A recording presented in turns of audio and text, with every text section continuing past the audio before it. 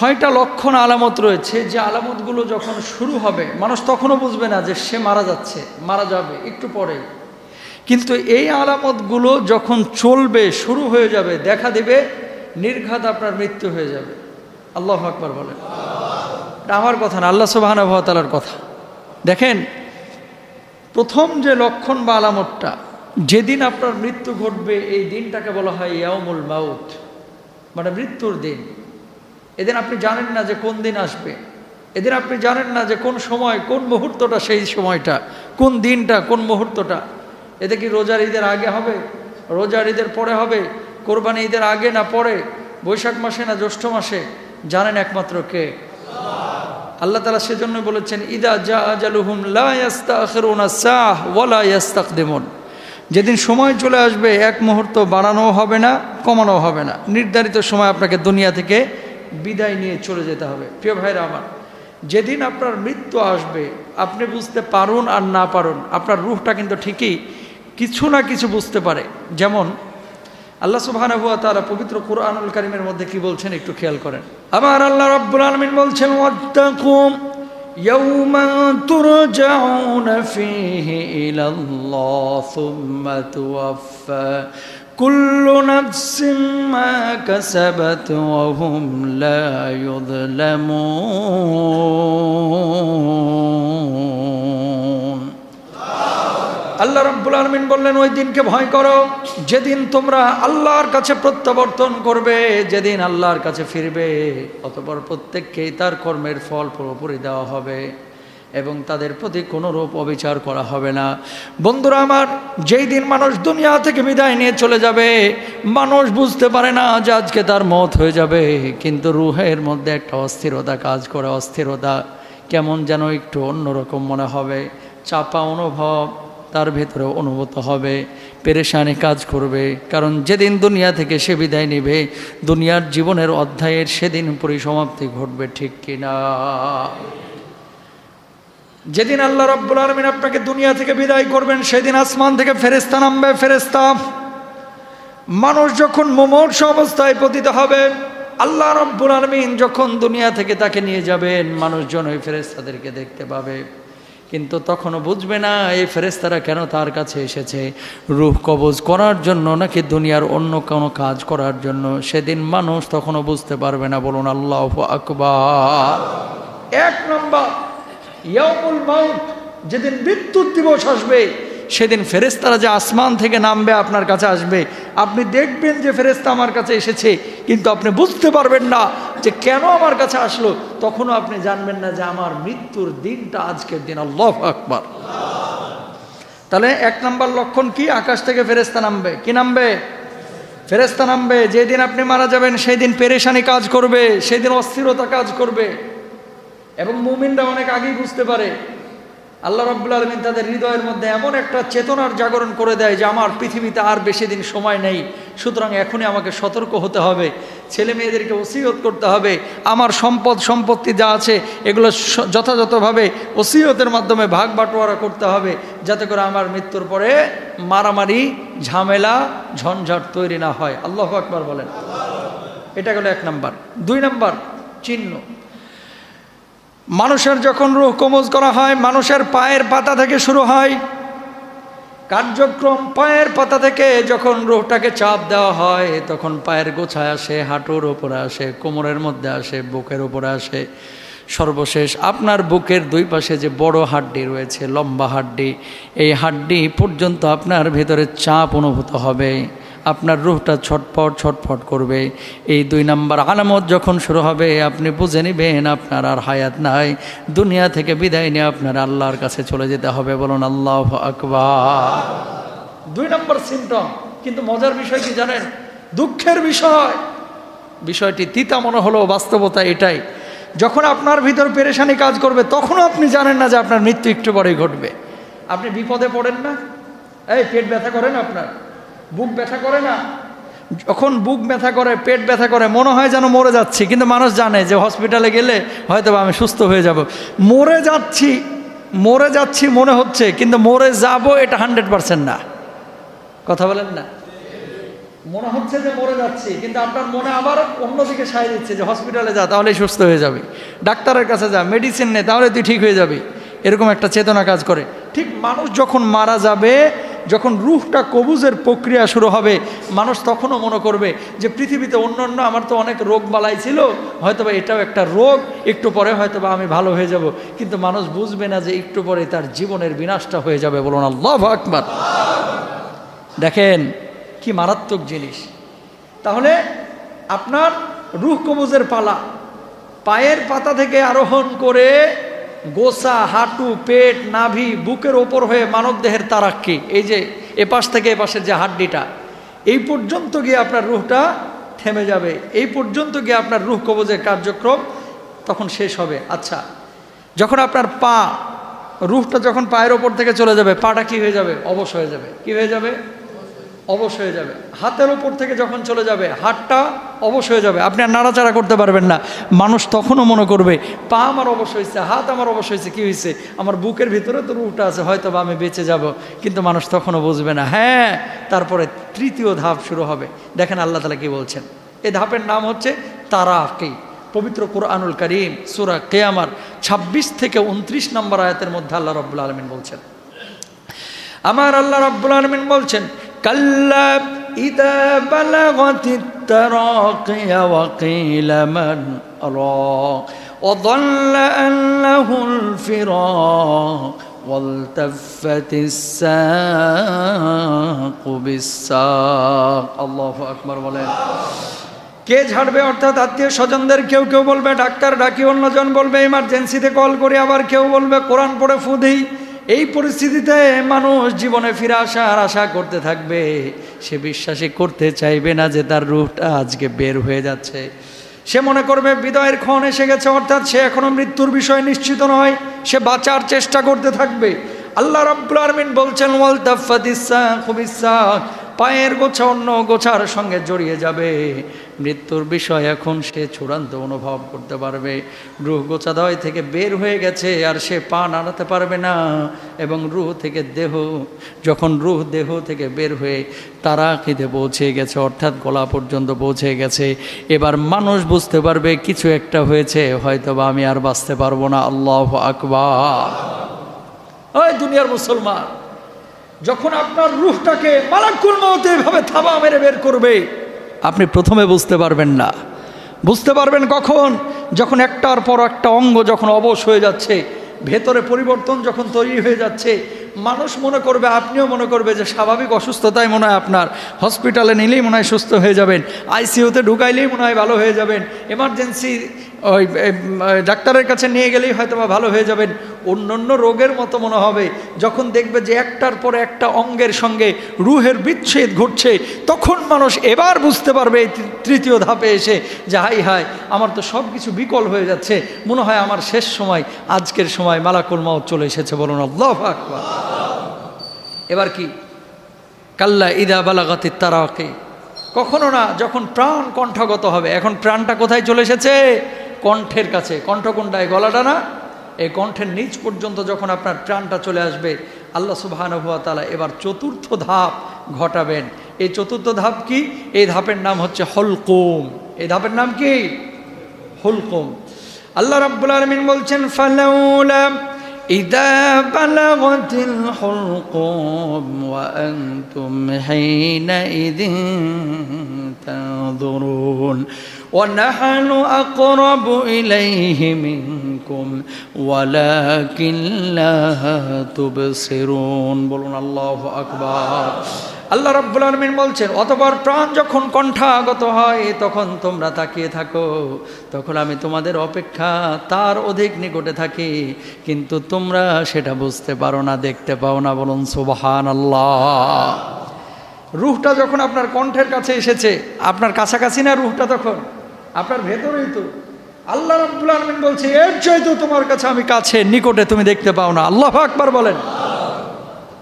ওয়ানাহনু আকরাবু ইলাইহি মিনকুম ওয়ালাকিন লা তুবসিরুন, আমি তোমাদের অপেক্ষা তার অধিক নিকটতর, কিন্তু তোমরা দেখতে পাও না।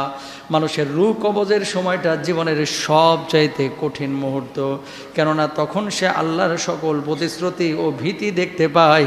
ভালো কাজ করলে সেগুলোর ফিডব্যাক দেখতে পায়, আর খারাপ কাজ করলে জাহান্নামের চিত্র দেখতে পায়। বলুন নাউজুবিল্লাহ। ওয়াজ তো শুনতেছেন, আমি বলতেছি, আমিও বলতেছি, আপনারাও শুনতেছেন। শোনার বলা এই অন্য ওয়াজের মতোই শুনতেছি। হুজুর যেমন মাসালা মাসাইল বলে, জুমার দিন বয়ান করে, হুজুরও বলতেছে, আমরা শুনতেছি। ওই বলা আর এই বলা, ওই ওয়াজ আর এই ওয়াজ কিন্তু এক ওয়াজ না হাজী সাহেব। আজকের এই পরিস্থিতি আপনার জীবনে ঘটবে, আমার জীবনে ঘটবে। যেদিন ঘটবে সেদিন টের আপনিও পাবেন, সেদিন টের আমিও পাবো। রমজান আইছে, গ্যাস্ট্রিকের সমস্যা, এই জন্য রোজা এখনো অনেকে রাখতেছে না। কথা বলেন না কেন? এরকম বদমাশ আছে না নাই? সামান্য পেটের ব্যথা, সামান্য পাপিষ্ঠ এই সমস্ত মানুষগুলা। যদি এমন পরিস্থিতি হয় যে আপনার জীবনের বিনাশ ঘটবে, তাহলে তো আল্লাহ তাআলা আপনারা মাফ করে দিবে। আল্লাহ তো নিজেই বলছে, ফামান কানা মিনকুম মারিদান আও আলা সাফারিন ফাইদাতুম মিন আইয়ামিন উখর। যদি তুমি অসুস্থ হও পরে রোজা রাখো। কিন্তু কিছু লোক আছে বুকে জ্বালা পোড়া করতে পারে, বুঝেন নাই কথা? রোজা রাখলে বুকে জ্বালা পোড়া করতে পারে, করে নাই কিন্তু এখনো করতে পারে, এজন্য রোজায় রাখে না। নেমু খারাম, পাপিষ্ঠ, ঠিক কিনা? এরকম লোক আছে না?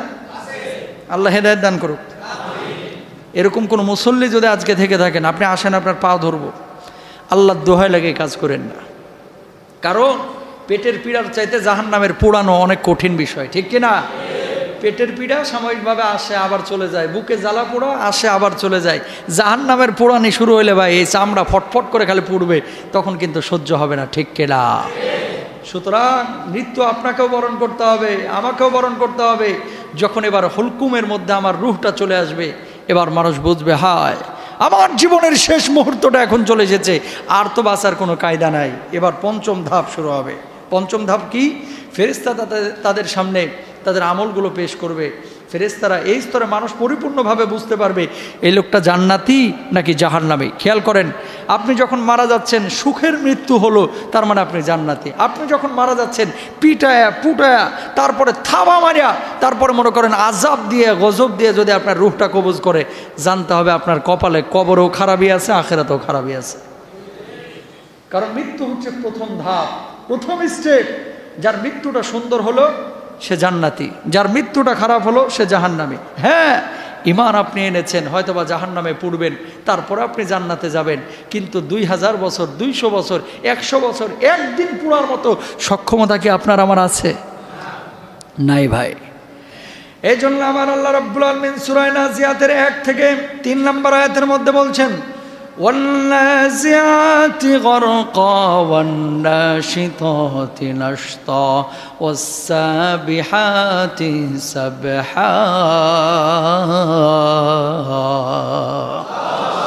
আল্লাহ রাব্বুল আলামিন বলছেন, শপথ সেই ফেরেশতাদের যারা নির্মমভাবে রূহকে টেনে বের করবে, টেনে বের করবে। আল্লাহু আকবার। রূহকে টেনে বের করা হবে, ফিলিংস নাই, অনুভূতি নাই। সুদ খাচ্ছেন, ঘুষ খাচ্ছেন, হুজুর ওয়াজ করে, আপনারা যা বাইরে বলেন হুজুরের বলার কাজ হুজুর বলবে, আমার করার কাজ আমি করব। এরকম যে মুসল্লিরা আছেন মুখে লাগাম লাগান, এরকম নিউজ আমার কাছেও এসেছে। এই কথাগুলো হচ্ছে কাফেরের কথা, কোনো মুসলমানের বাচ্চার কথা হতে পারে না। এগুলো কাফেরের কথা, ঠিক কিনা বলেন? আমি কি আমার বাপের বানানো গল্প বলতেছি? এখানে যখন সুদ নিয়ে কথা হয়, ঘুষ নিয়ে কথা হয়, হারাম খাওয়া নিয়ে কথা হয়, মসজিদ থেকে বাইর হয়ে কিছু নেমু খারাম গাদ্দার বেঈমানে কথা বলে, হুজুরের বলার কাজ হুজুর বলবে, আমগো করার কাজ আমরা করব, হুজুররা তো বলবে, এরকম কথা বলে কি বলে না? আপনি যেই হাজী সাহেবই হন, যেই মুসল্লি হন, আপনি সভাপতি হন, সাধারণ সম্পাদক হন, আপনি নেমু খারাম, আপনি গাদ্দার, ঠিক কিনা? এই কথা মানুষ বলতে পারে? এই কথা মানুষ বলতে পারে? আরে মেয়ে, আপনার ভালো লাগতেছে না, আপনি না মানেন, এটা আপনার দায়িত্ব। আপনি আরেকজন মানুষের সামনে এই কথা বলবেন কেন? তার মানে কি কোরআনের আয়াতকে আপনি অস্বীকার করলেন? কি করলেন? অস্বীকার করলেন। এটা কি হুজুরের বাপের কথা? সুদ খায় না, এটা কার কথা? আসতে বলতেছেন কেন? আল্লাহর কথা। হুজুর বলছে, হুজুর কি খারাপ হয়ে গেছে নাকি? মানার দায়িত্ব আপনার। আপনি মানলে না মানেন, আরেকজন মানুষকে এরকম নিরুৎসাহিত করেন কেন মিয়া? আপনি কাফেরের মতো আচরণ করেছেন, ঠিক কিনা? এই কথাটার মানে বুঝেন যে হুজুরের বলার কাজ হুজুর বলবে, আমার কাজ আমি করব। ওই হুজুররা এগুলো বলেই। এই কথা যে মুসল্লি আপনারা বলেন, বিশ্বাস করেন যদি বুঝে শুনে বলে থাকেন আপনার ঈমান নাই। কারণ কি? কারণটা কি? কারণ হচ্ছে হুজুর যে কথাটা বলেছে হারাম খাওয়ার ব্যাপারে, এটা হুজুরের মুখের কথা না। কার কথা? আপনি আরেকজন মানুষকে এই কথাটা বলতেছেন, মানে তুইও কর আমিও করি, তুইও কর আমিও করি। মরবেন না আপনি? আপনি মরবেন না? পাপ করতেছেন, নিজে করেন, আরেকজনের টাইনে নিয়ে আজান দিয়ে পাপ করার দরকার নাই। নিজে হারাম খাচ্ছেন, খান, আপনার মুখে আমি তালা মারতে যাব না, কিন্তু আমার দায়িত্ব এই মেম্বার থেকে, এটা আমার কাছে আমানত, সত্যটা আমাকে বলতে হবে, ঠিক কিনা?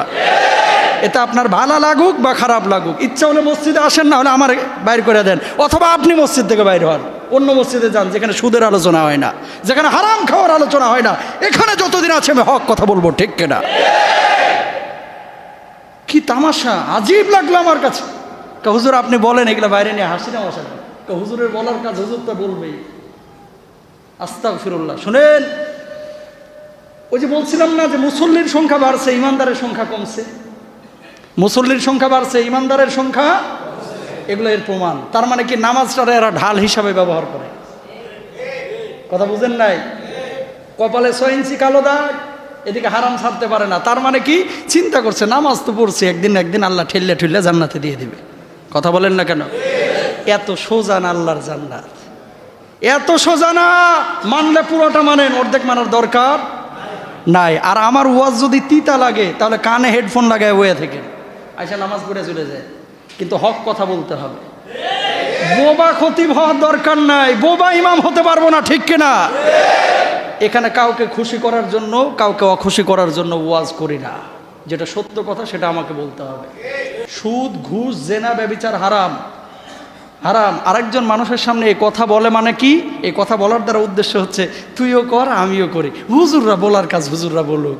হুজুর আইতেছে যাইতেছে, হুজুর গাড়ি নিয়ে আসে, সুন্দর করে একটু ওয়াজ করে দিয়ে চলে যায়। হুজুররাও সুদ না খায় কি ভাইছে আছে না? আপনিও চাইলে পারবেন। কষ্ট নিয়েন না। আজকে হুজুরের উপরে কষ্ট নেবেন, কালকে নিজেই খুশি হবেন। কবরে যখন ঠুকানি থেকে বাঁচবেন, কবে হুজুর ভালো কথাই বলছিল। আমার লাভ আছে কোনো? আপনার হারাম খায়, আপনি যদি হারাম খান আমার কোনো লাভ আছে? আপনি যদি হালাল জীবনযাপন করেন, লাভ আপনার, হুজুরের না, ঠিক কিনা? সুতরাং এই কথাগুলো বলা যাবে না যে হুজুরের বলার কাজ হুজুর বলুক, আমাদের কাজ আমরা করি। আল্লাহ মাফ করুক, আমিন বলেন। পঞ্চম ধাপ, যখন রূহটা কবুল শুরু হবে, জান্নাতি না জাহান্নামী, যেটা সুদখোর ও বুঝতে পারবে যে সুদ খাইছে, এবার থাবানিটা কেমনে হবে এবার বুঝেন। যেটা হারামখোর ও বুঝতে পারবে, যেটা আল্লাহর কোরআনের বিপক্ষে অবস্থান নিয়েছে সেটাও বুঝবে, যেটা বদ্দিন বদকার সেটাও বুঝবে, যেটা রোজা করে নাই সেটাও বুঝবে, যেটা নামাজ পড়ে নাই সেটাও কিন্তু বুঝবে। সেদিন কিন্তু বুঝবে সবাই।